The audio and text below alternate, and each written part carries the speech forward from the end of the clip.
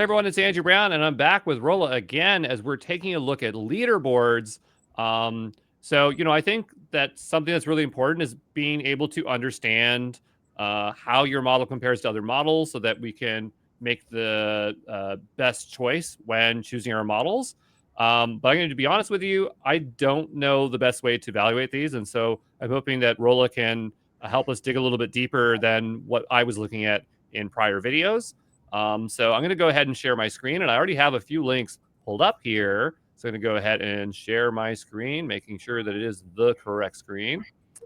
And so I think we all can see my screen now. I'm going to go, we'll go side view for right now. And right now I have pulled up artificialanalysis.ai. We also have Anthropic Claude. I believe this is, which model is this? This is, it's just the family model. So Opus Sonnet and Haiku.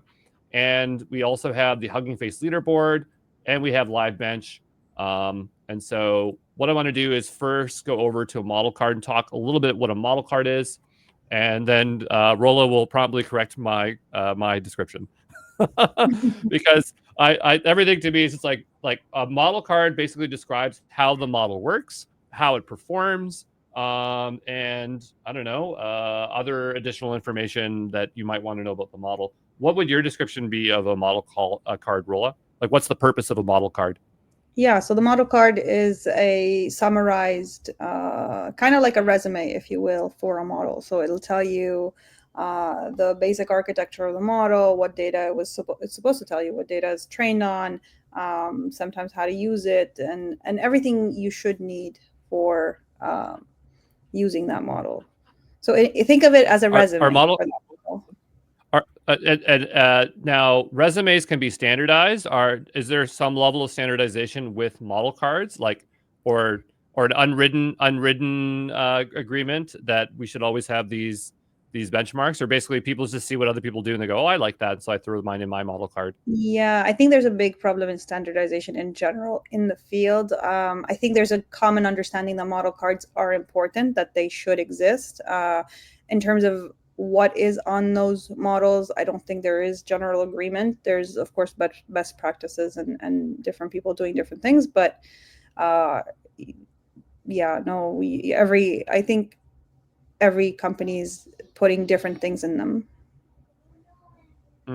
One thing that I see in model cards a lot, and again, maybe it's not standardized across it, but I'll see these metrics or rubrics where they're showing different things that they've put their model against. So I'm assuming the things on the left-hand side, like MMLU, math, human eval, is a data set or of it's like Some benchmark. things, some benchmarking that they want to perform. So and this is the result that it had. Here. And so I always see this, but one thing that a lot of us, I hear a lot, is that be cautious of benchmarks that come from the provider itself, because they could be biased intentionally or unintentionally. And so even if we have these, can we trust them, or where's the better place to look? And even if we have these benchmarks, what can we even do with them? Like, how does it even make us informed? Like, okay, it's good at math. What does that mean for my Japanese a game that I'm trying to build that's a visual novel, right? So there is another leaderboard, and you're the one that showed me all these leaderboards, to be honest. But one that you showed me was artificial analysis, and so it looks like this basically has a collection of a lot of models. And if we were to go in and take a look at, like, let's say Anthropic Claude 3.5 Sonnet, if we can find it. I know Anthropic is very popular these days, but here we have June and October. October is sooner, so we'll go ahead and choose this one. And what I'm looking for down here is that we will see MMLU, right? And then we go over to here, we see MMLU, and I'm going, oh, that's cool. I still don't know what MMLU is, though. Okay, so let's maybe step one back, and then we'll talk about MMLU specifically. So there are the idea of benchmarks, right? Let's start actually one step backwards. So there's a traditionally predictive machine learning, not the GenAI, was more task specific. So you would come in, you would take a model, you would teach it a very specific task, and you would evaluate it on that task, right? Generative AI, these very big models, they have more general capabilities. They can do a lot of things, and there's what we call emergent capabilities as well, right? Things that we didn't think they could necessarily do, or they weren't trained to do. It turns out that because they're big models, because they see a lot of data, they can do a lot of things. And given that these are general things, they're not very task specific, how do you know what they can do and how well they can do it? And so this idea of benchmarking them comes in, right? To have these standard tests, kind of like we take the SATs or we take different tests to qualify for university. There's these different tests for these models today, and there's a bunch of them, as you can see. And they're all made to test a very specific thing. So the MMLU is the Massive Multitask Language Understanding. It's and what it does is it mainly checks accuracy and knowledge acquired. So it's looking for knowledge. There's the MMLU Pro, which checks for reasoning as well. So what you're going to see is there's a lot of different benchmarks. These are what they technically are a set of tasks. And they are geared to test something specific. And if you look at some of the leaderboards, they're going to tell you. Yeah, so, and they'll tell you if you go back to the artificial analysis leaderboard, I think it was there. And sorry, just as a sidebar, because I keep seeing this word chinchilla, and I don't know anything about this model. What is with this chinchilla model? I know this is totally off the side here, but what is it? So this is a model that actually I'm more interested in the chinchilla paper as opposed to the chinchilla model. This is a really cool paper that came up with this model, and what it looked at was it evaluated the model size versus the data sets versus the compute resources. So it really looked at all of the resources around model training. It's a really cool paper. I think everybody should read this paper. And it came out, we mentioned this in a previous video, but it came out to talk about the requirements, the resource requirements, the training, the data set required. So they think that a lot of models are over parameterized and under trained, and that you need about 20 times the tokens, data set tokens, compared to model size. So that's what that is. Oh, okay. So basically, this is a research model, and the idea was let's make a really big model with a lot of parameters, and then try to figure out how much data we have to pass through it. Open the PDF, like view the PDF. This is a paper that looks at. If you scroll through it, it'll go through and talk about the model, the different size models, and how much they need in terms of the flops, the compute demands, the work, the data set demands. So it's really a paper that looks at the landscape of what people are doing versus what you should be doing in terms of training these models. Oh, okay. It's a pretty cool model. Oh, that would actually would make. It's a really cool paper. I feel like that would demystify a lot about like how much data you need to train, right? Yes, exactly. And I think they came up with this 20 times the parameter size in terms of token sizes, token number you need. That's as a proxy for data size. Okay.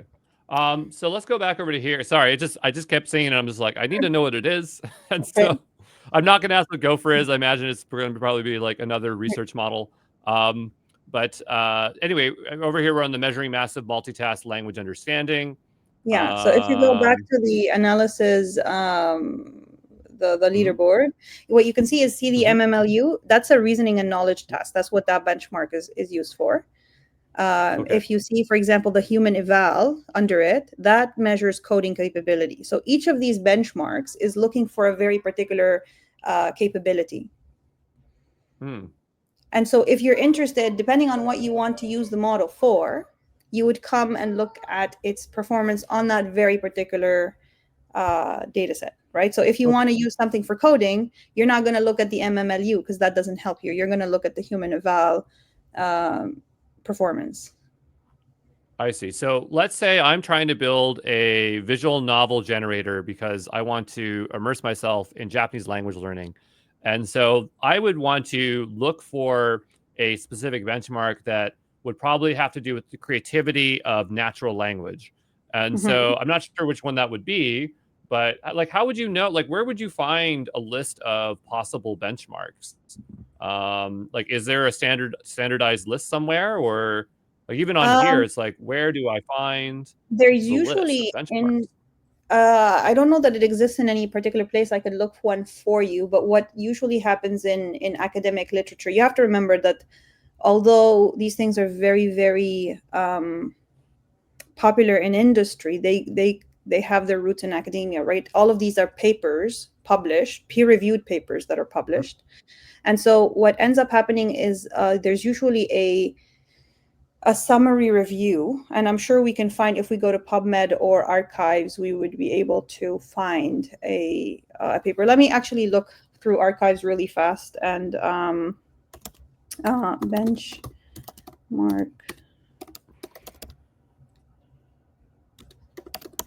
I think I've seen And while you're one. looking that up, I'm sorry. Oh, sorry. Yeah. Yes. No, I think I've seen one in the literature. And so you should be able to find an academic literature. You can probably find any sort of reference. I usually go for academic summary papers that would go in and kind of assemble everything that was published and put it in a single place. And if you want, after this video, I could look one up that's reasonable and we can attach it to this video. Mm-hmm.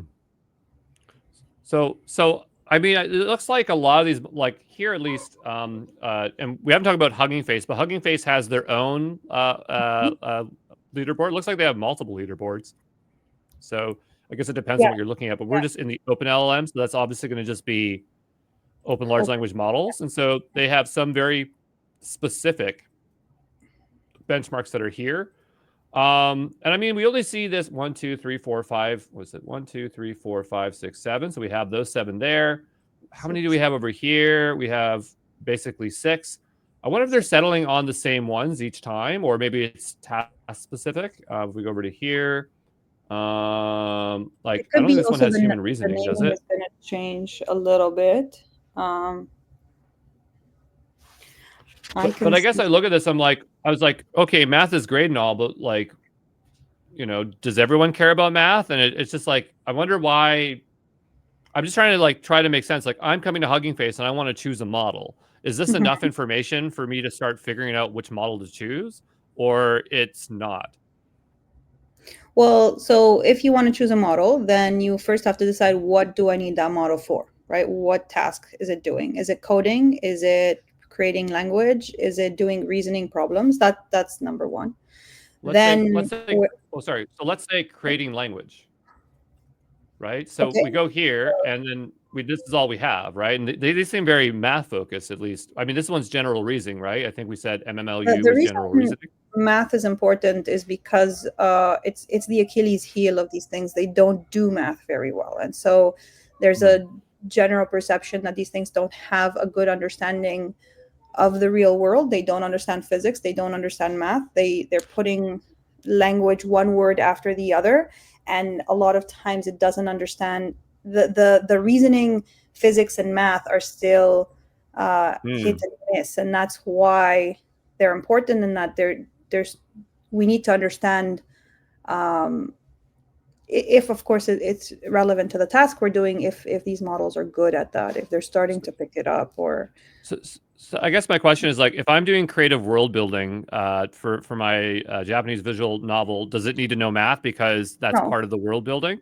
No, it doesn't. Well, that's why there's so many different benchmarks, right? If we're all looking for a single thing, then there would be only one metric to look at. But because these things can do a variety of tasks, and because we use them for a variety of different things, that's why there's a variety of different benchmarks. And what you need to do is you need to understand which benchmark specifically reflects the metric that you care about, and then look at that. Now, we talked a little bit about, you mentioned before that when that the actual provider has their own benchmarks, and I should mention that when a lot of these are peer reviewed. So again, a lot of this is academic. It is published in peer reviewed academic papers. And when you come in to publish a new model, the journal itself, what peer reviewed means is you submit this work to a prestigious journal, and then what happens is at least 2 or 3 people have to evaluate it.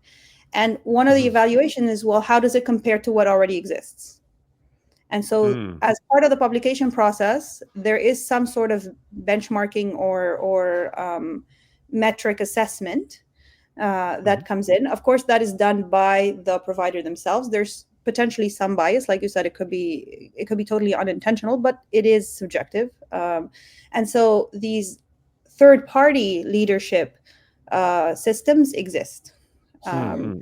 And of course, the other thing that's important is because this, when it was published, it's a single point in time, right? It's a single point in time. But these things are coming out all of the time. And so these leadership boards are cool because they keep up to date. So they are running things at a regular interval to see how things compare with time. So that's why that's interesting. It's always really cool to read to scroll through the initial paper that came out and look how it did at the time. But it's moving really, really fast. And so these leadership leaderboards that are handed by third-party companies are interesting to see how things still compare, how things come with various as things come out. Yeah. So what you need, so what you want to do is you want to understand what you want to do this for. And so you would look at the benchmark that does that specifically. And a lot of these leaderboards are telling you, but you can also do some work to understand what the benchmark is. Then you want to look at performance and quality and all of that, which I think the leaderboards have. This one is really cool, the live bench. And the reason I sent you that one is because there is a worry that there might be some contamination in the benchmarking, in that these benchmark data sets are online. And a lot of what these LLMs are being trained on is data online. So it could be a very important part of evaluation is that you don't cheat, that you don't know the answers, right? That if you have a test and you've already have the answers and you studied them because your friend gave them to you, then we have a problem. The test is inaccurate, right? And so the fact that all of these these benchmarks, the data is online, and a lot of companies scrape data online as part of the training data set, it could be that the answers could be leaked. So so they don't know. So just to try to rephrase, is that when you go and you are evaluating a model, there is data that is supposed to be withheld that nobody knows the answers to, so that you can fairly evaluate it. But if they scrape the data, they might not even know that it's in their model. And potentially, so there's some worry now.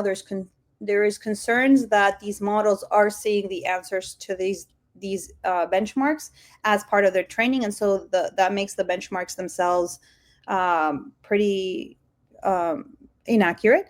And so what this live bench does is it renews the questions almost every month. So there's it's not a snapshot that is online. It's that there are questions that are constantly coming in, and that kind of helps with the idea of the models having seen the data as part of their training data. And so this would be a little bit more accurate in that these questions are refreshed. Well, this sounds like real school then.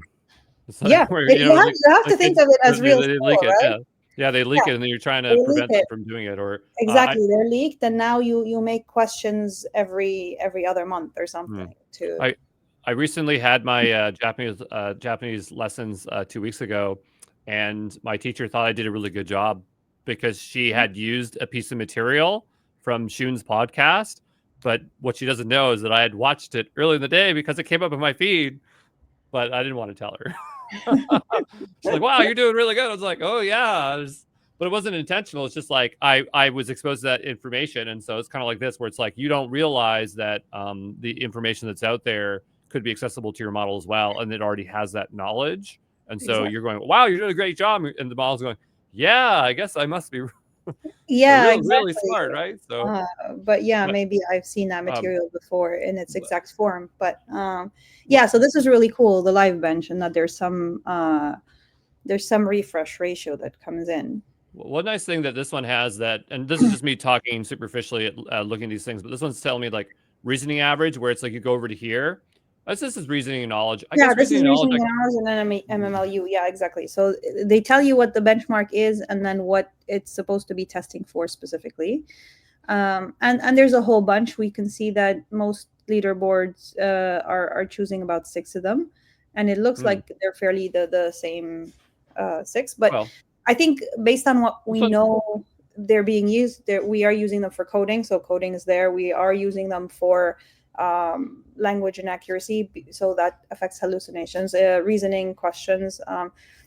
Again, so the common things that we use these things for, of course, you would have metrics to give you an idea about their performance. okay. And so then here comes my hard question, which, and I already know the answer to it, which is, what is your favorite model, Rola? And you're going to tell me it depends. Depends. It really depends, honestly. I surprisingly enough, I don't know if I should say that I don't use GenAI as much as I should, but I could tell you this. I could tell you this. My team at where we work, we do love Anthropic. We use a lot of it, and it's probably biased because apparently Anthropic and Claude are really really good at code generation, and we are coders, so we Hmm. are, and so we use a lot of Anthropic and Claude. Uh, So at the same thing, it's like at the same time, it's like because you have deeper knowledge of machine learning, I think that maybe you don't need to use, when not to use Gen AI. And it's like I'm really good at web application development. Everyone uses Tailwind. I'm like, I can use Tailwind, but I would rather just write it from hand because I can get the exact results in the smallest amount of footprint. And like, why wouldn't I do it if I knew how to do it? So do you feel that a lot of times you're just using the most cost-effective, precise tool because you have the domain knowledge to do so? And it's not that Gen AI is bad; it's just that you know It's not that better. Gen AI is bad. No, it's very powerful. Mm. The way to use it, though, it does have. Um, it, I mean, listen, I'm an expert. I'm a professional, and like you said, you gain your experience, and so I know what I know and how to do things. I think what Gen AI is really really good at is I always have a hard time starting. Like if you're starting a report or you're starting a paper or you're starting something, it's really really hard to put those first few paragraphs and decide how to direct. And that's where Gen AI comes in that if it creates a draft for you, then it becomes really easy. I find I can jump in a lot faster if with a draft than if I'm creating from scratch. And so I use a lot of Gen AI in draft creation, and in just kind of polishing things a little bit, right? Um, Hmm. yeah. And yeah, I mean, I'm just using large language models to learn Japanese, and that's that's about it. I don't really have any other use cases, but I'm sure other people do. I hear in health there's a lot of interest there. There's again, I'm not exactly sure what, but large language models are there's a lot of interest to evaluate them in some means to do something with DNA or something, I imagine. But that's beyond me. But yeah, again, I appreciate your time helping us look at leaderboards. It's a lot more clear to me how I can go about and try to choose a better model. I hope that it makes a lot more sense for folks that are watching here. I'm sure you are going to pop up again and again to help us out. So again, appreciate your time again, and we'll get back to the course here.